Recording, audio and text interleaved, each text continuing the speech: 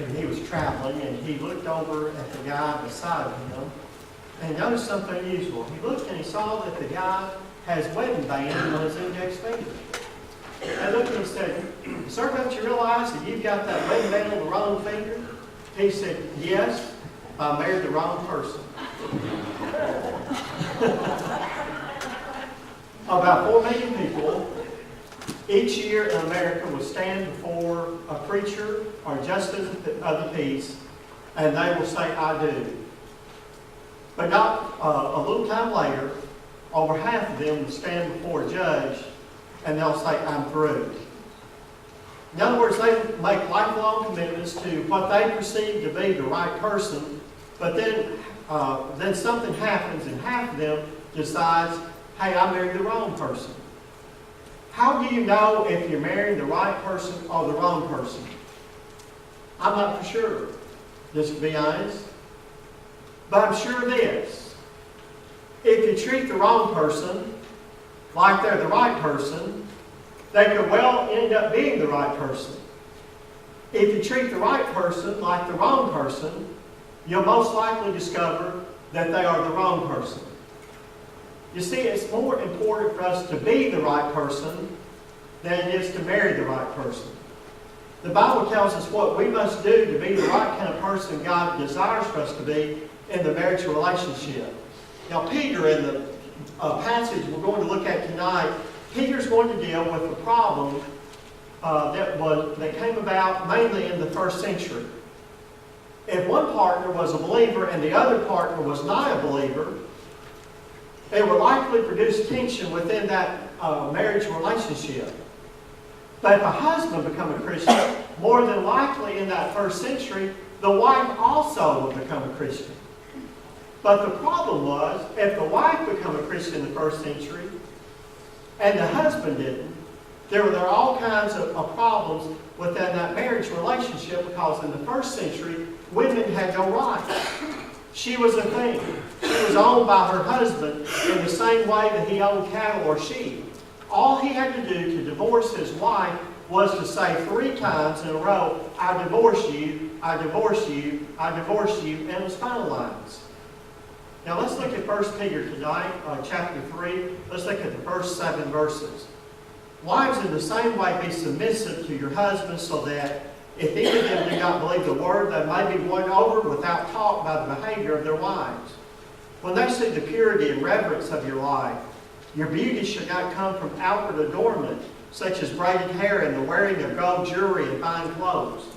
Instead, it should be that of your inner self, the unfading beauty of a gentle and quiet spirit, which is of great worth in God's sight. For this is the way the holy women of the past who put their hope in God used to make themselves beautiful. They were submissive to their own husbands, like Sarah, who obeyed Abraham and called him her master. You are her daughters if you do what is right and do not give away to fear. Husbands, in the same way, be considerate as you live with your wives, and treat them with respect as a weaker partner and as heirs with you of the gracious gift of life, so that nothing will hinder your prayers." Now notice, this passage says very little about rights. But this passage speaks a lot about duties. It gives the duties of a husband and wife. It doesn't talk about the rights of a husband or a wife, but the duties. So it's more important to be the right person than it is to find the right person. Now tonight we want to look at some principles in living in the home. Principles that we must use in living in our homes. But let's see the first principle. The first principle is to live your faith in the home as well as in the church. Notice that's verses 1 and 2. Notice it says, "Wives, submit so that your husband can be won without the saying of a word." In other words, you want them to believe the word. Many of you remember Oral Roberts from Tulsa, Oklahoma. His son was Richard, and Richard's wife was Patty Roberts. But as we look at their life, we see that they enjoyed a life of luxury as they were singing stars on a weekly television program. They were pictured as a model couple, all the while their marriage was falling apart behind the scenes. Someone asked Patty Roberts, they said, did the devil just attack you all of a sudden? So why did you marry? The devil just threw all of his arsenal at you at one time. And she said, no. Our divorce was a direct result of the lives that we lived. We prayed on camera, we treated each other kindly on stage, and then we ignored each other in the living room. We paid more attention to our ministry than our marriage, and we ended up losing both of them. You know, that's easy to do, isn't it? It's easier to live the Christian life in the church than it is in the privacy of your own home. Marriage is one place where there's to be no pretense. If a person is selfish and moody and irritable, it soon comes out there in the home.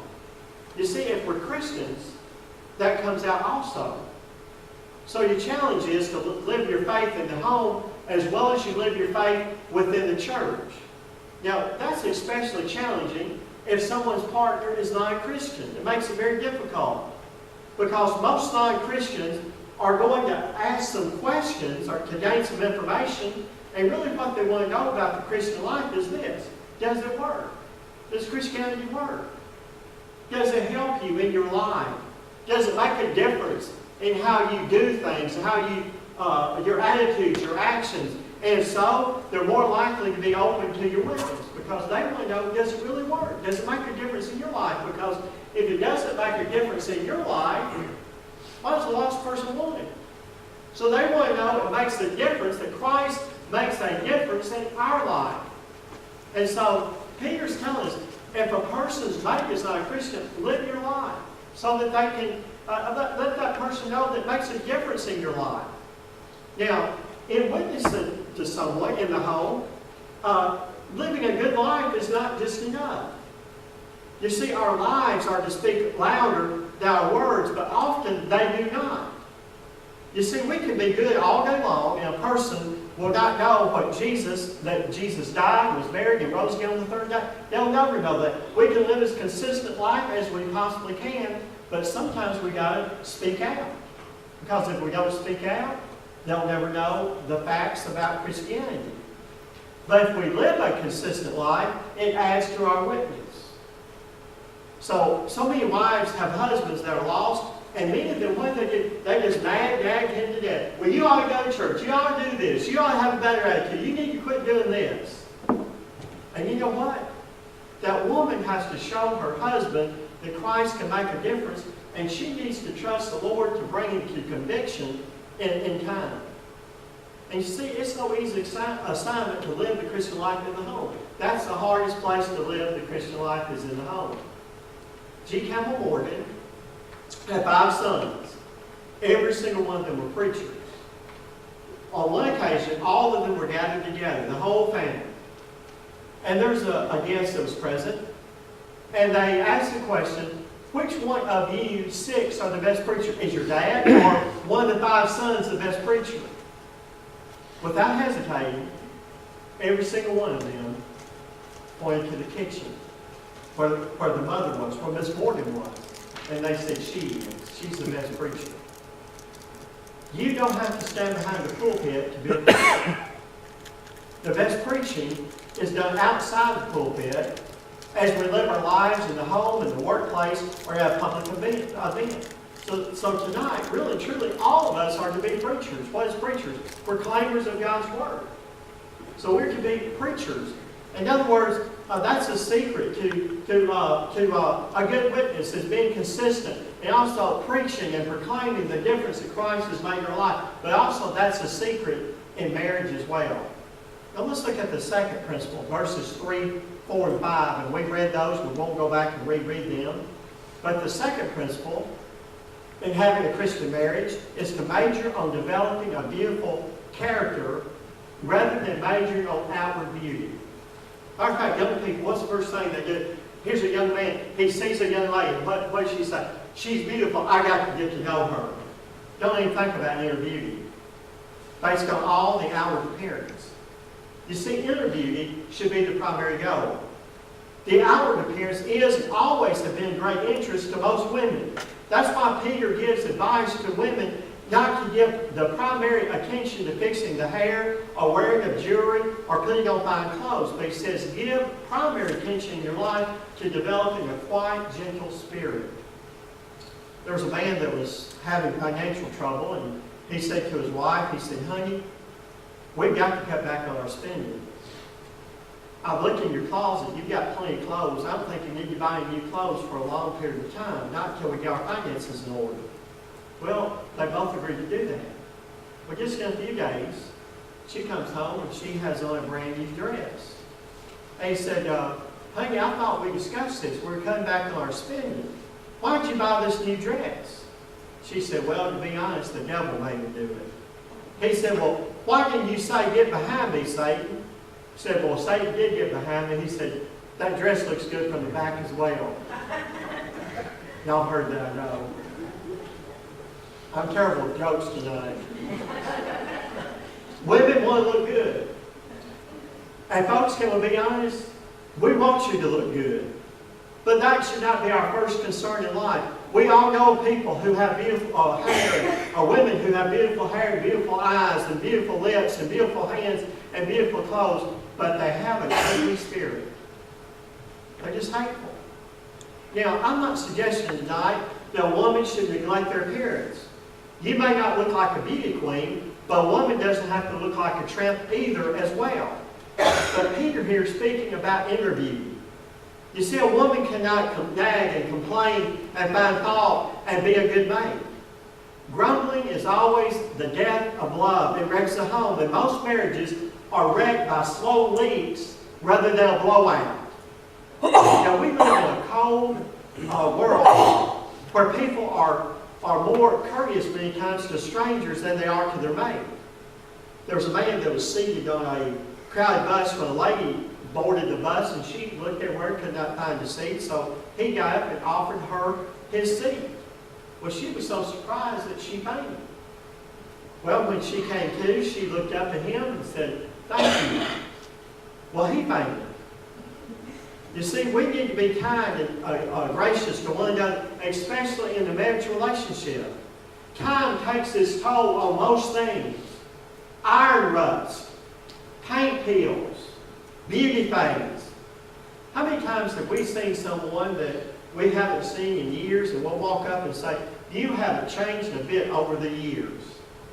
Well, you know, I sure hope I have. I hate to think I looked this bad 20 years ago. The years start taking a toll. Hair starts thinning. Hands start wrinkling. You get sunspots here and there. And time is a wrecker. Somebody said time is a great healer, but time is a lousy beautician. And I agree with that. You see, in a decaying world, it says there's one thing that will last forever, and it's Christian character. Your character will outlast any inner beauty that you have. And notice he says that character is a quiet and kind spirit. He says that will always last. And so if you want to have a good marriage, it says build good Christian character. Don't neglect the outward appearance, but don't make that the primary thing in your life. Now let's look at number 3.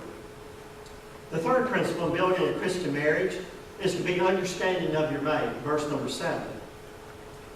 When Solomon was anointed king of Israel, the Lord appeared to him 2 different times, and the first of the second time, and told him, he said, whatever he would, or whatever he asked, it would be given to him. Well, his request was, Lord, give me an understanding heart.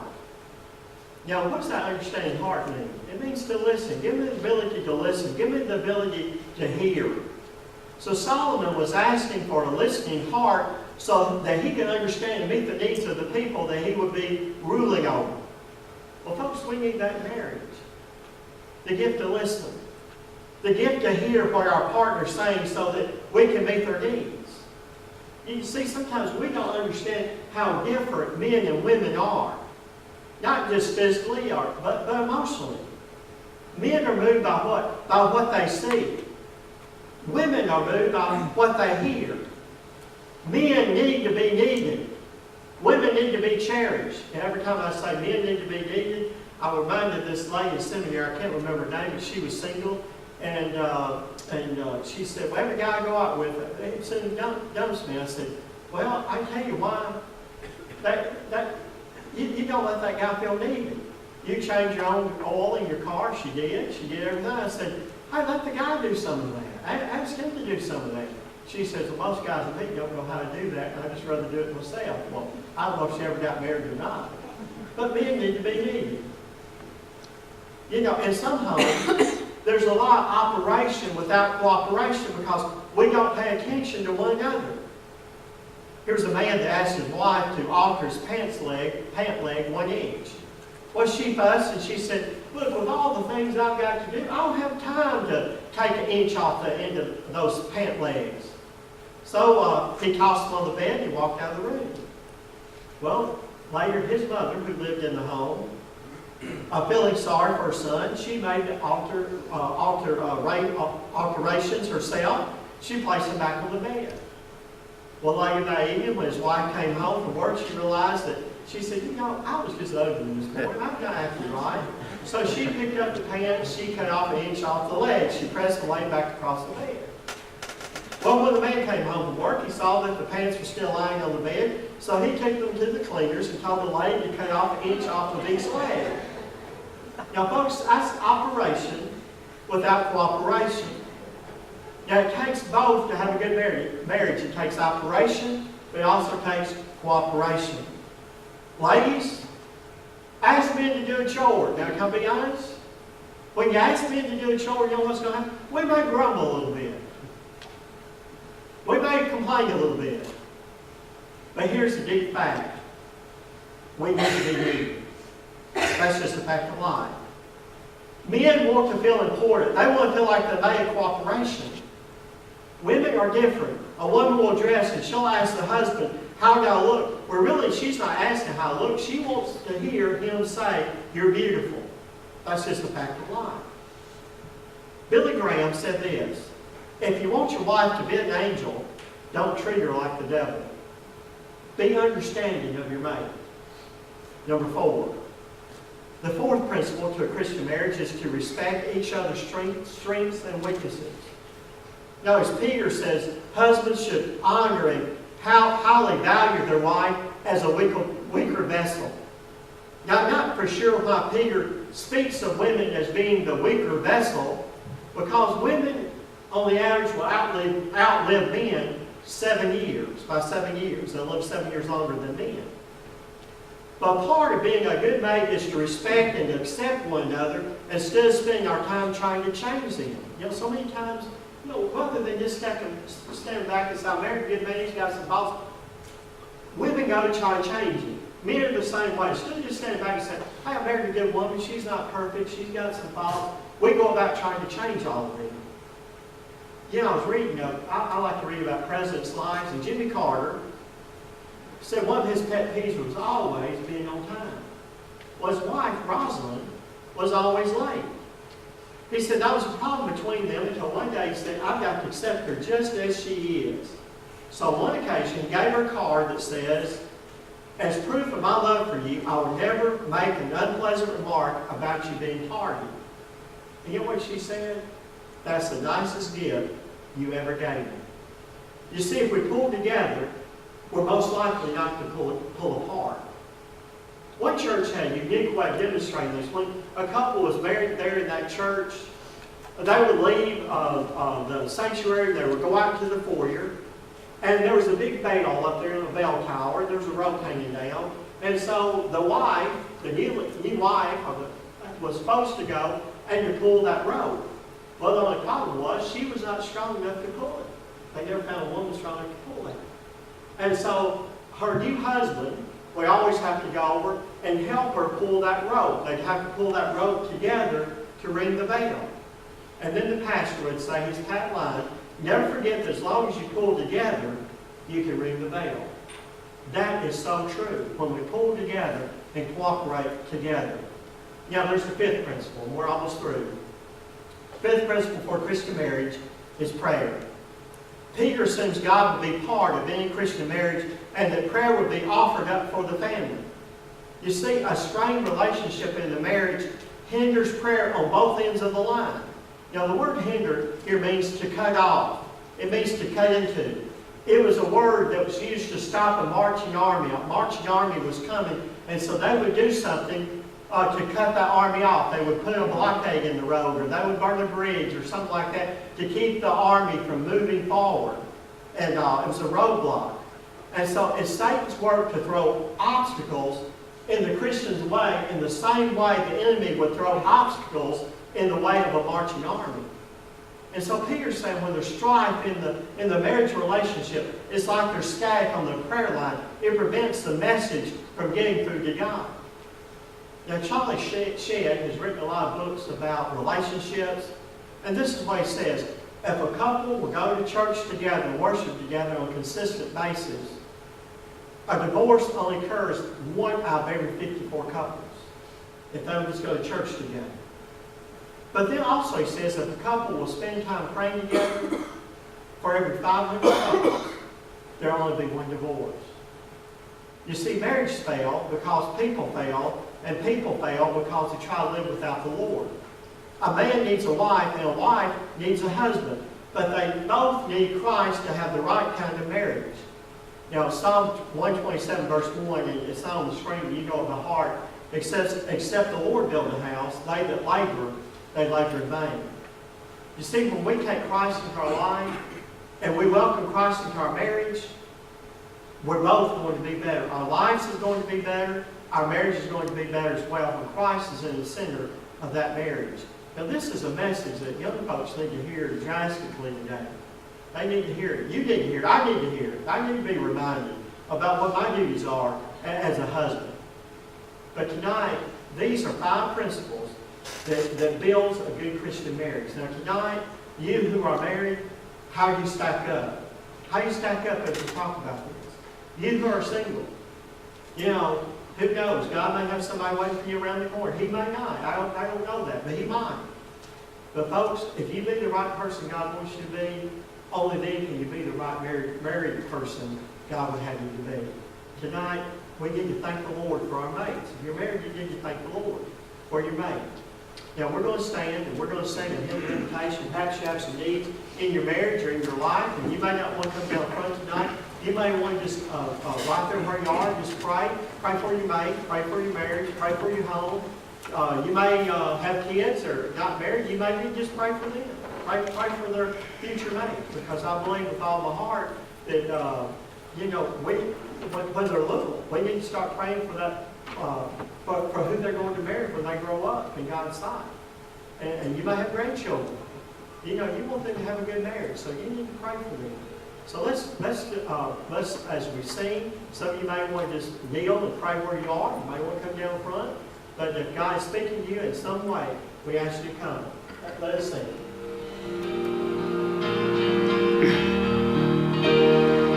Have thine own way, Lord, have thine own way.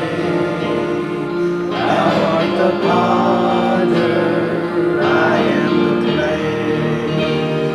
Mold me and make me after thy will, while I am waiting, yielded and still. Have thine own way, Lord, have thine own way. Servant and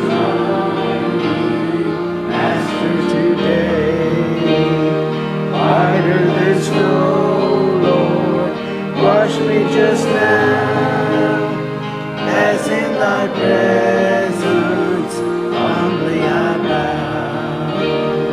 Have thine own way, Lord, have thine own way. Wounded and weary, help me, I pray. Power, all power, surely is thine. Touch me and heal me, Savior divine. One thing I failed to announce, we've got some trees back here in the back that Dan's going to come Saturday and take down if weather permits, if it's not raining. It's going to have some dirt filled in, and so he said if there's some available men that might could bring some rakes and stuff like that, just to kind of fill in some holes or pick up some limbs and stuff like that. I don't know what time that he's gonna be here. Look, did he say? I don't think he said, so we'll have to check with him, so I don't know what time, but he asked me to announce that, and I almost forgot. Anybody need to say anything else before we go? Clint, would you lead us in a closing prayer? Oh, it's gonna be the same, just once again, pray, thank you, about the game. Oh, we'll take the message that you deliver and apply to our lives and our home. Help us realize, Lord, I'm from you. And I have a message from you. Lord, whatever we are married and our home, pray you do with us, you apply us every day. Take us out of the way.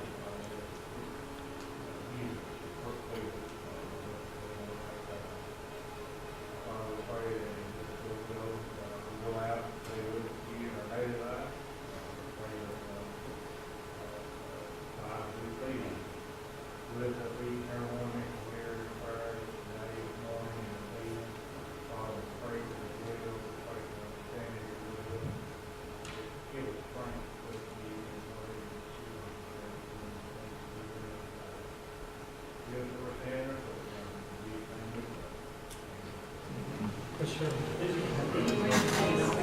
Oh, yeah.